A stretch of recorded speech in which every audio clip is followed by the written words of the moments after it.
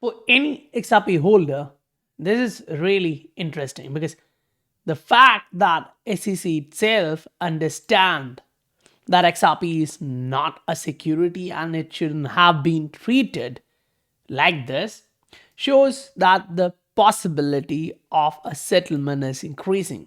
Because on the other side, Ripple doesn't look like they are concerned about what's happening here. Rather, they're pushing forward for more and more adoption. Yes, the price action recently showed some movement. We got a couple of spikes, but we are inside a rising wedge pattern. Unless that's invalidated, we cannot actually go higher.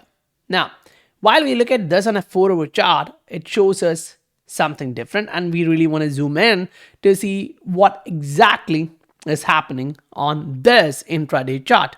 So on a 2-hour, we see like, okay, we're trying to go higher from this level, but each time the buyers push the price above, sellers enter the market. So if you notice, the candle closed here, that looks like a long legged doji, which actually pushed the price to the downside. So the candle which is operating right now shows it as being bearish. Now, that's actually a short-term move. Once you take that picture into a medium-term scenario, now you get better understanding of where we are and possibly what's going to happen in next couple of weeks. But then you look for a weekly chart and a monthly chart to see, okay, what is the macro direction? Where are we really headed towards, right? And you compare it with all the possible metrics so that you have an edge here.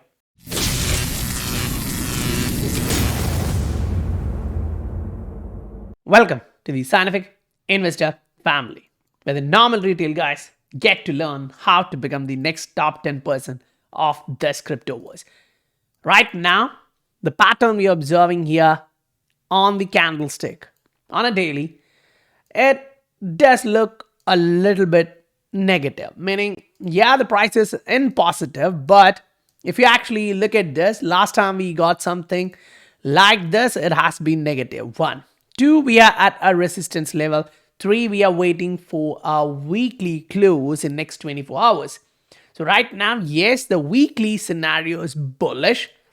It's as bullish as it can get, because what we are observing is the fact that the price came to a support. 1. 2, at that support level, bulls came back in.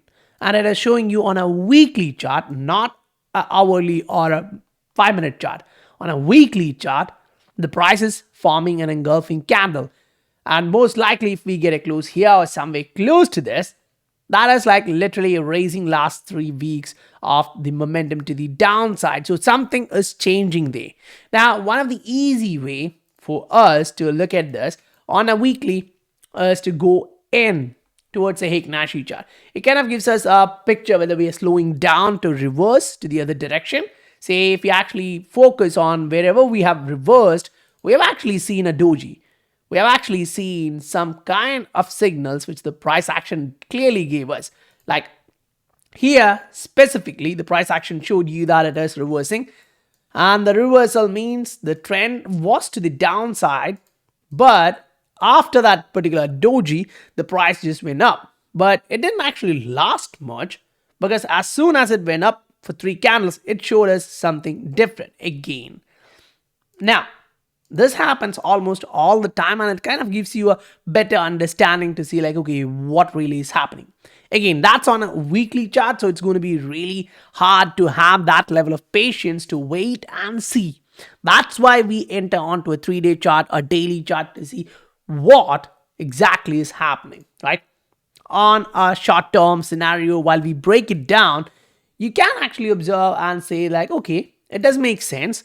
This was a level of previous resistance. Now we came back down. We got supported there. We are bouncing back. But we really want to see whether bulls are in control or it still is the bears, right? If they're in control, that means we are going down. So we want to actually understand that fact. Who's in control right now? Say one of the easy thing here is to look for how long it actually took to drop till this range. So if you actually take that, was literally 63 days. After which The price action actually went up, but it ended up around 42. It was not able to push that back up, and it didn't reach the previous high. So you saw that sellers are in control. And after that, it's comparatively easier to look like how many candles you had in green and red.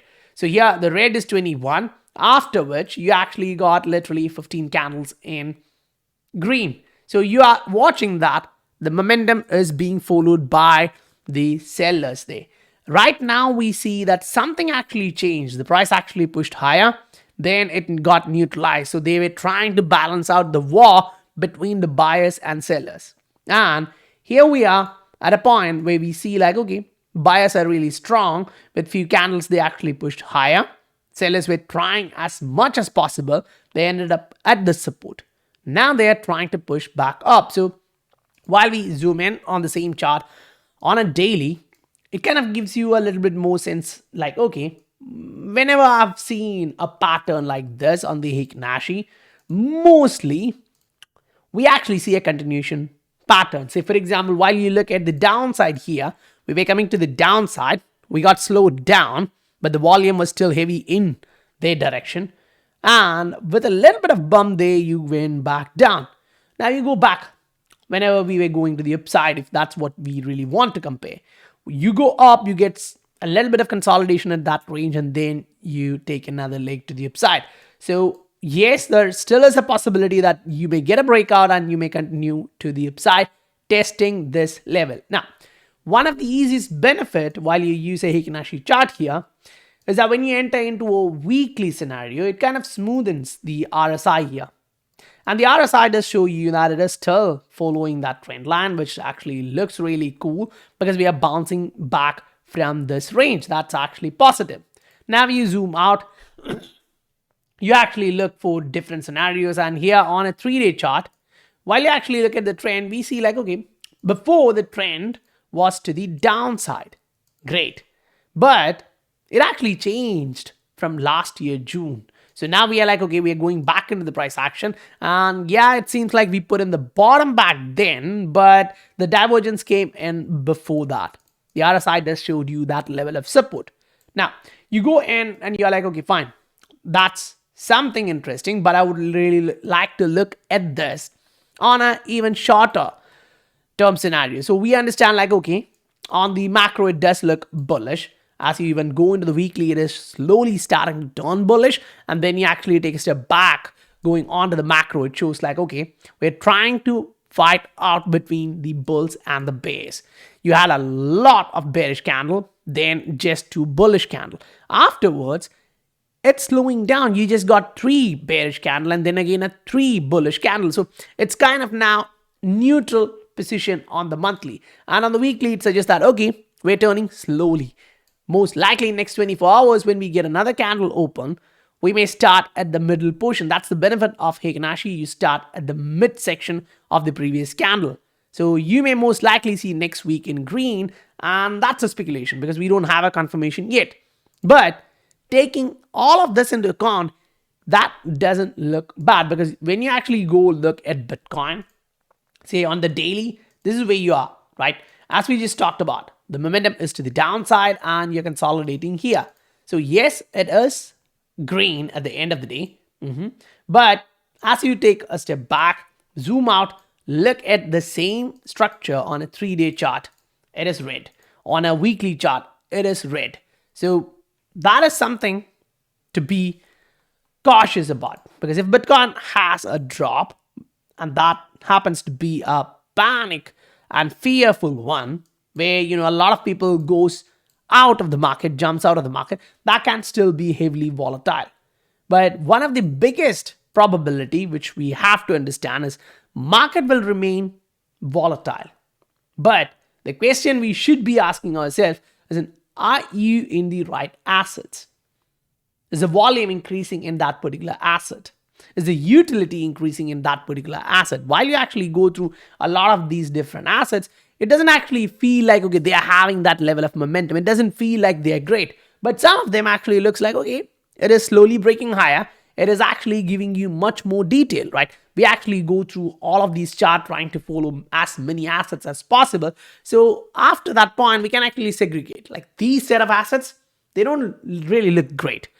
But these set looks okay. They are the support. They're trying to bounce off something like what the XRP is doing. Now, while we actually jump back into the chart of XRP, say one of the interesting factor here would be a short-term chart, and that too on Japanese candlesticks.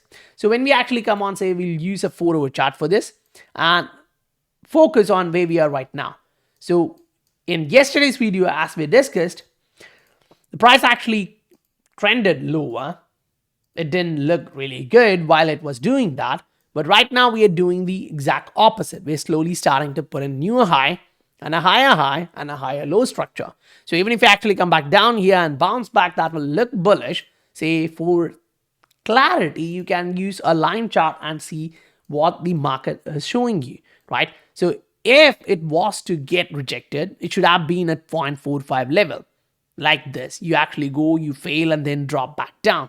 But here it does show you like, okay, instead of the price action actually dropping much lower after testing this range, we are now at that range. That is actually a positive thing to look at. So this is actually on a 12-hour chart. While you follow this, we get that narrative. Now, next thing, which I would say, which is really important, is to take a look at the fear, the panic, which exists in the market. This is stock market, right? Now we actually go into the Dow Jones and you're actually looking at the resistance. At the resistance, you got a hammer. And it was followed up with a negative long-shaped candle. So it kind of confirmed like, okay, we are getting rejected at that level of resistance. Great. Now here we are, trending slowly to the downside. Last time you came there, you got rejected. This time again, you're getting rejected. Now, why am I saying that getting rejected? Because look at that candle. It kind of is piercing through the midsection of the last candle. Now, with that being said, you can literally ask like, what does that mean, right? If the stock market is about to slowly drop back down, what does that really mean? Now, you actually should go back and see what the crypto market was doing, right? You look at the XRP, the Bitcoin, and the macro, micro, all these different scenarios, and you should actually ask like, okay, what are you watching? Like from March, we kind of topped out. We've been slowly coming back down through the April, through the May. And at the same time, when you actually look at the Dow from March, it actually bottomed. It was going up, right? While we were coming back down. But in general, if you look at Bitcoin and crypto, from early 2023, say from mid-Jan, we've been actually going up, whereas the stock was going down. Right? We topped out somewhere here, that bottomed somewhere here. So if this is dropping and we are following the most recent price action correlation, that would still be positive for the crypto market because that's how things are evolving. Because when the stock market is slowly crashing down, people have a concern and they are slowly moving out of that era. Now, it is clear, you kind of get that point. It is comparatively easier to understand because when you actually go look at different banking stocks around the globe on the macro scenario, say I'm actually looking at all this and trying to understand what this exactly means, right? And one of the easier things to remove noise on the macro, I mean, for anyone, this does not look good, right? If you are a bull, you're a bear, whoever you are, while you look at all this which has happened in the past, and then you look at where we are right now, it kind of feels like, okay, there is something coming in. Maybe it's a little bit of fear. Maybe it's going to be heavy panic. But historically speaking, you are literally looking at this and saying, okay, whatever it is, we have something dropping, right? And as soon as you get a confirmation, most likely people are going to jump in and that's going to drop hard. So while it actually drop, is that really bad for the crypto market? I really don't think so because there's a banking stock. When the banking stocks are dropping, banks are having trouble. People don't trust banks anymore. Now, you're actually observing that happening in the US, in the developed nations. So most likely, as we just saw in the recent past, that is going to be a trend which can look forward to. Maybe next couple of months, maybe next 3 to 6 months. That is coming. There is no doubt. Now, we actually go into the US. 100 index because we want to actually see what the trend is there, right? And it kind of gives us a bit more detail because there's not just the Dow Jones, like, limited number of companies. Here, you're looking at least last 100 companies, and that gives you something to think about. While this was going up, it kind of matched up with the crypto market. We went up, right? And then you see, like, okay, there was a correction till March. Crypto also dropped. But then you see them continuing to the upside, going up, up, up, up, and they're still trending to the upside. Now, one of the interesting fact there is that it actually generated a bearish pattern which actually broke bullish, and it actually went through a level of resistance. It closed above that. So in this category, I would say, okay, someone is being bullish. The market is trying to be bullish. Now that's on a daily chart. So you literally go back and look at what's happening on a weekly. You see a breakout coming in. Like people were anticipating a heavy resistance here, but that happens to be going out. So you actually see in 100 companies, you see literally some risk on sentiment is coming back. So within the same, if you see banking stocks dropping, a lot of other people will have concerns, and the US default situation is coming in. Historically, they just increase the debt limit, which they can go up to. So if that happens, okay, we are looking for another addition for a couple of $1 trillion, which actually push the economy up, that kind of things. But if it goes against that, it gets delayed right now, then the market may not digest that as positive. It would create some level of panic. So it's just 10 days from here, which we are talking about. And then you come on to the Bitcoin side of things on a macro, and you look at this and say, okay, there is a possibility we are bottoming, right? At least for the short-term horizon, we may go back up, test 28 levels, and then we'll decide where we are headed to, right? So having patience is going to be one of the most important thing in the market here. Right now, the market is trying to make a lot of confusion. So if you are trying to jump in, jump out in different assets right now, it can get really hard because the market is kind of playing out with a level of support resistance. And if that's getting rejected here another time, because I'm looking at the RSI, and the RSI suggests that it is slowing down here at a time when price is making a double top, short term. So we'll have to be patient enough. So while you wait patiently, looking at the market, looking for the opportunities, and you want more detail about all these assets in the market and for your portfolio, you can look at the Patreon. The link is given in the description below. So guys, if you received value, please do hit that like and subscribe button if you haven't done that already. I'll meet you guys on the next video. Bye for now.